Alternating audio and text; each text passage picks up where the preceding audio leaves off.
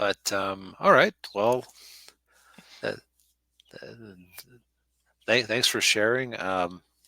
I am trying to think of a bridge to the next thing, but Well, the yeah, sting. the Sting. Yeah. So sometimes you just got to know when to fold them. Yes. So Daniel, we were looking for a thing to review last week that would qualify as a classic, and I think this was your suggestion, right? Yes. Yeah. Yeah. Have you ever seen this before? I've seen it once about 20 years ago. So it had been a while. And the reason for that is because this is one of those movies that you see it once and you watch it again, you kind of remember, you start to remember everything that happens, and it's like it's not really that big of a surprise. Sort of like The Sixth Sense.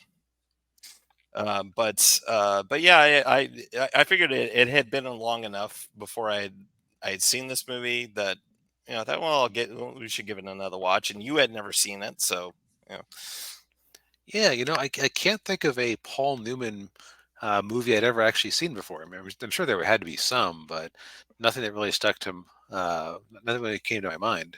yeah, yeah. Well, I I get, mostly think of him as the salad dressing guy.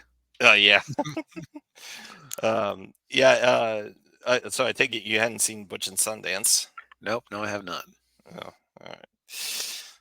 That may be another one we got to do a review on. Um, all which was also, but yeah, yes, both of those movies, Paul Newman and Robert Redford is also in both those movies, and in this movie and in Butch and Sundance. But yeah, so the Sting takes place in 1936, and we first meet Robert Redford's character. I'm trying to remember his name. Yeah, we could just call him Robert Redford. Okay, yeah.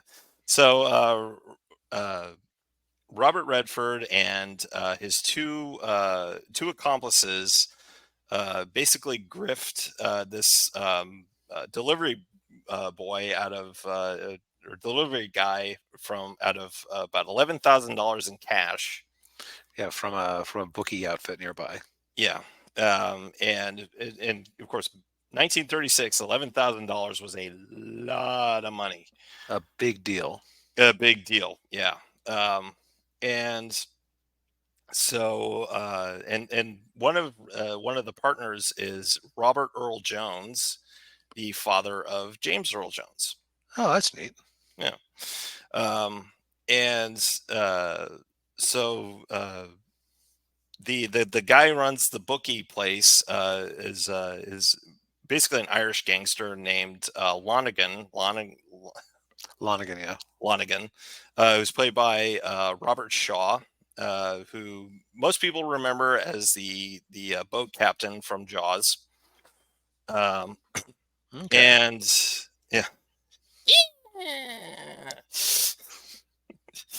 um, they and so he finds out that Redford and uh, Robert Earl Jones, and then the other guy there who grifted them out of the money.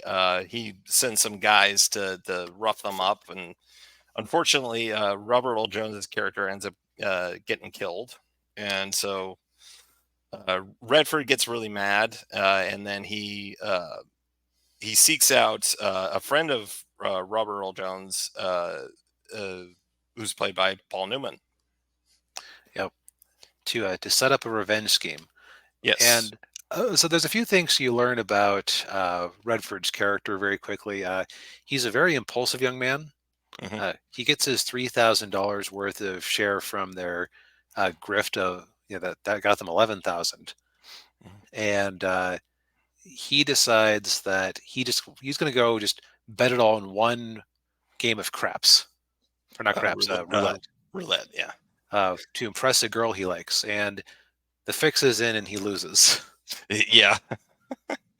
And he just shrugs it off, and she's just so angry at him for wasting $3,000 and like that. Yeah.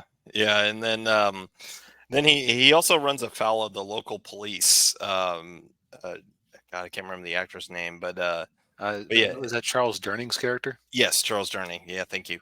Um, and I might have a cheat sheet up. yeah, okay.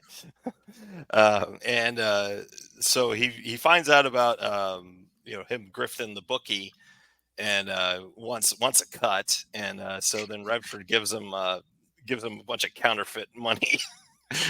Yeah, which boy, he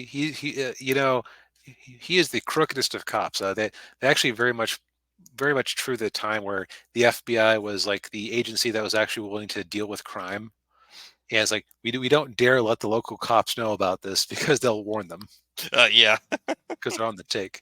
yeah, Um, yeah, especially in Chicago. Yeah. yeah, yeah. So Redford is he's a young, impulsive man, Hmm. and you know, and he talks, and he doesn't like he has enough money with that to retire. That's actually what his partner wants to do. Is Right. my brother owns a trucking outfit down in Kentucky, so I'm going to go down there and buy half of it from him, and it'll be a honest life from here on out. Right. Yeah. What's funny is that the guy's wife is very open about how into gambling she is, Yeah. And and yeah. and the grift and everything. Right. Yeah. Like their son is listening to the radio. Oh, they're going to get Machine Gun Kelly. Whose side are you on? Yeah.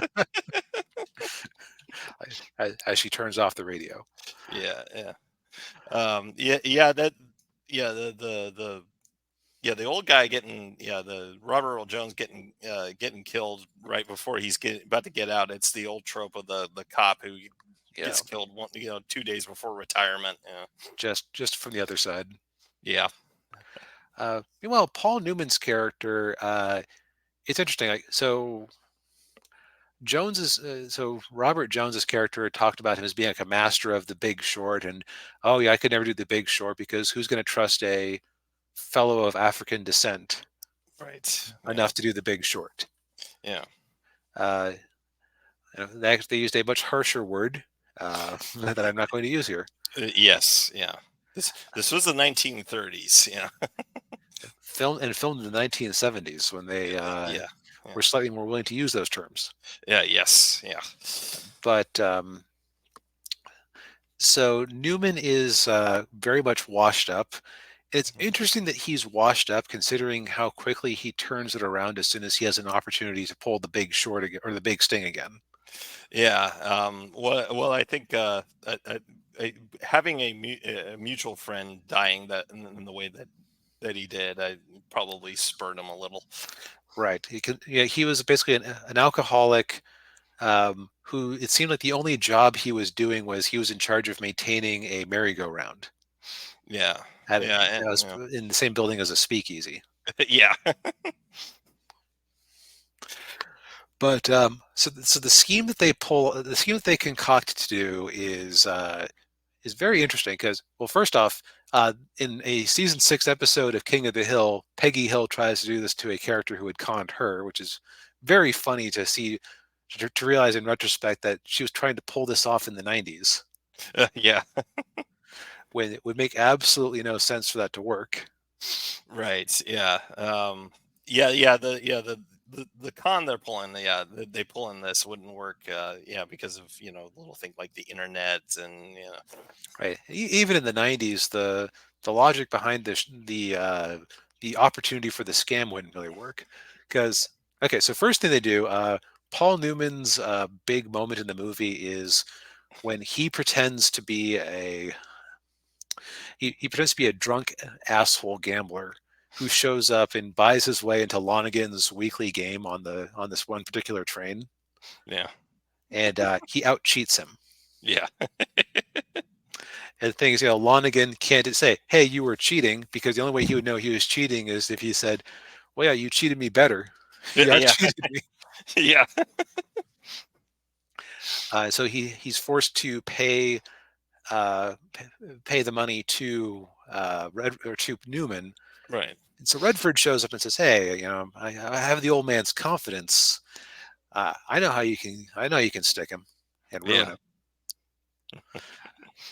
So what they do, and it was like a very Ocean's 11 early on in the movie Yeah. as they were Yeah. getting the team together, because basically they set up a fake horse track or a fake betting outfit. Yeah. Like they had a bunch of people coming in to be actors, and that pretending that they were drinking and gambling and having a good time. Like they had all the old grifters like, oh, what's your thing? Oh, I specialize in being an Englishman. Yeah. Yeah. It's like, okay, I got my own clothes. Yeah. Do you need a wardrobe? Yeah. Uh, and so, what Redford does is first he brings Lonigan in, make a $2,000 bet because, bet on this horse with $2,000 and I guarantee you'll win. Yeah. And the reason is that now the story they tell is that there is like a so this is back in the day when if you were doing a horse race in a different city, you couldn't, obviously weren't broadcasting live video or even live radio at a certain distance. You were sending it over the wire to like via Western Union by telegraph, and then the results would get rebroadcast on the radio locally, right? Right. Yeah. And so Redford's cover story is that uh, yeah, I have the guy who works at Western Union, and there's a delay between when uh, the story gets to the radio station and when it gets to me. Right. So Yeah. I know the bet a few minutes early. Yeah. Yeah. And so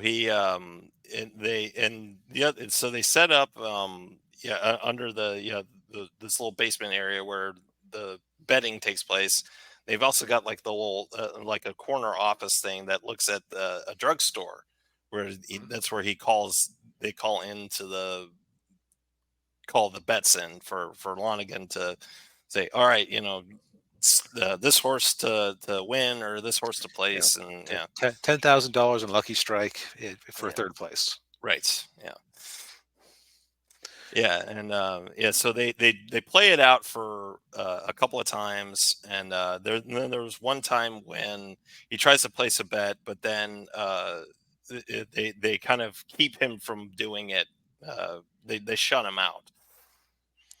Right. They keep him from putting the bet in before the race starts. Right. Yeah. And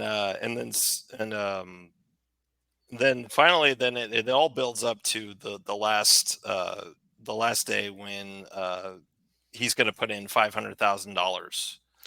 Right. Which, if he wins that bet, that is a ruinous amount Yes. Yeah. with the Uh, odds that he's betting against. yeah. And in today's money, we're talking that's like millions, Many millions, yeah. many millions. Yeah. Um, Um, but I don't think we should give away the ending because it kept me guessing a little bit. Like I kind of figured out what was going on partway through it, yeah. but definitely interesting. So I would say that Robert Redford. How did you put it when I noticed like he spends the whole movie running? What did you call him in Discord? He was like Tom Cruise before Tom Cruise. Yeah, and like he was running in very like in non-athletic 30s shoes all the time. Yeah, yeah, and climbing up stuff too, which was, I don't know if he really did that or if he had a stunt double doing that, but that was, Yeah, like whoever was doing all that running, man, yeah, he definitely did a good chunk of it himself. Like he spent most of this movie running away from people. yeah. He's either running away from Charles Durning or he's running away from Lonigan's people, or yeah, well, yeah, one of those two. Yeah, Yep. And there's like an assassin who's after him, yeah, and that keeps you guessing a little bit. yeah, yeah. I think the one thing that you mentioned it was not enough scenes between Newman and Redford.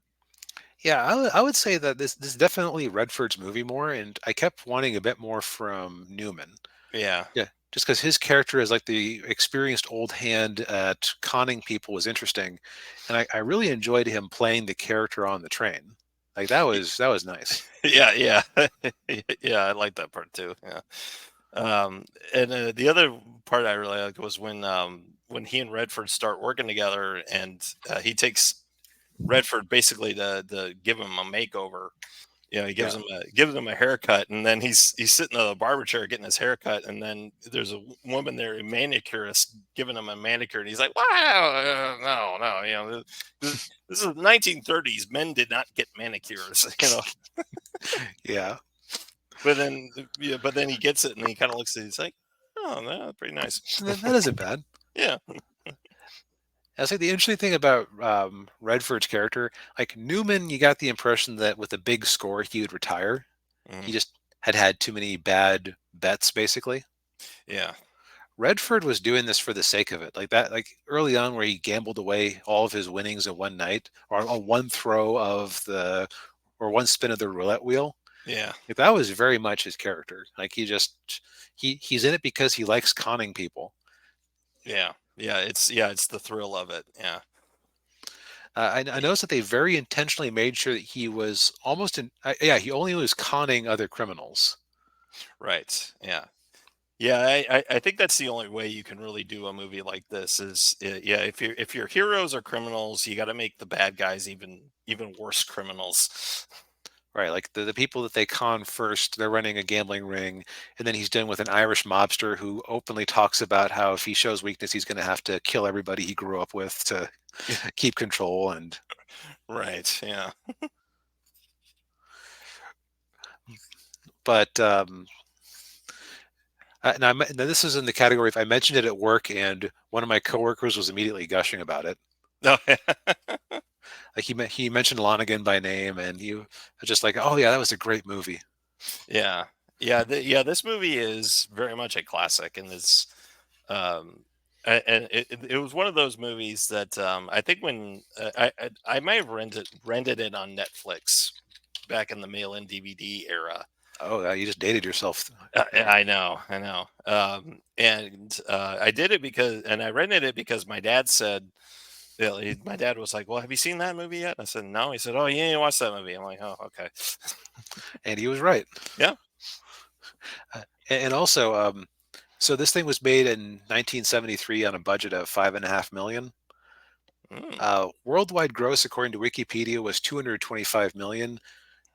And according to the numbers, it was just under 160 million in the states. wow. To talk about a return on your investment, mind you, this is 1973 when it was basically before you really had things like Jaws and Star Wars make the modern box office paradigm. So it's like Yeah. that was saving whatever studio put this together that year. Oh yeah. Universal, yeah, yeah. This was a Universal one, which considering that in the '60s, like there was not a single major studio that did not go bankrupt at some point because TV ate into their business. Right. Yeah.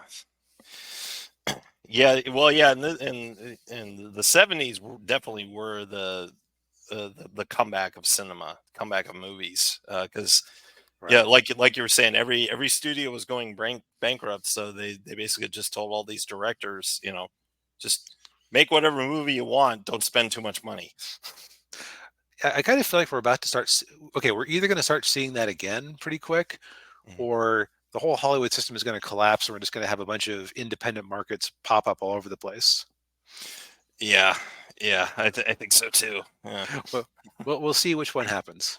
yeah, But but yeah, back to the Sting itself. It was a good time. yeah, It is a good movie, or it is a good premise. If my complaint is, oh man, I wanted more of the two main characters interacting yeah, because I liked it so much when they did. yeah, So yeah, it left me wanting more. yes, yeah. But yeah, it's on Netflix right now, but I think it's leaving at the end of the month, so Yeah, you got till then to watch it if you're interested. yeah. Since it's a Universal film, I'm going to wager that it's probably going to go back to Peacock Yeah, pretty quick if it isn't already there. So yeah. Yeah, well, I think we've exhausted all of our topics for tonight. indeed, we have. Well,